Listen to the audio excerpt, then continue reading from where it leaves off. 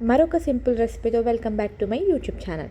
ఇవాళ మనం తయారు చేయబోయేది సునుండ. దాన్ని ఎలా ప్రిపేర్ చేసుకోవాలంటే ముందుగా ఒక డిష్ పెట్టుకొని అందులో మనం 1.5 గ్లాస్, నేనైతే 1.5 గ్లాస్ తీసుకున్నా. మీకు ఎంత క్వాంటిటీ కావాలంటే అంత వేసుకొని బాగా ఫ్రై చేసుకోవాలన్నమాట. ఫ్రై అంటే బాగా రోస్ట్ చేసుకోవాలి, కలర్ చేంజ్ అయ్యేదాకా మంచి స్మెల్ వస్తుంటుంది. తర్వాత మనం రోస్ట్ అయిన మినపప్పుతో మనం ఎంత గ్లాస్ మినపప్పు తీసుకున్నామో దానికి సరిపడా చక్కెర వేసుకోవాలి. షుగర్ వేసుకున్న తర్వాత బాగా గ్రైండ్ చేసుకోవాలి.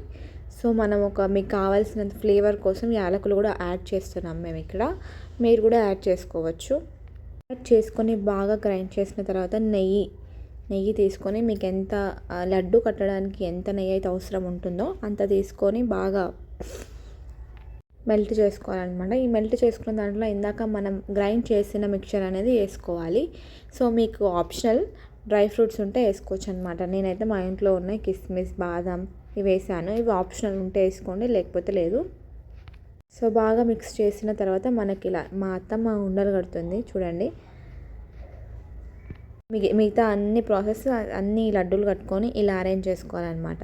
ప్రాసెస్ అయితే చేశాను, కానీ టేస్ట్ ఎట్లుందో మా అత్తమ్మని అడిగి చెప్తాము. ఇక్కడ అడుగుతున్నాం కానీ వీడియో కట్ అయింది. నేను అడుగుతున్నాను ఎలా ఉంది అత్తమ్మ అని. మా అత్తమ్మ అంటారు చూడండి ఇప్పుడు, సూపర్ ఉందంట, ట్రై చేయండి.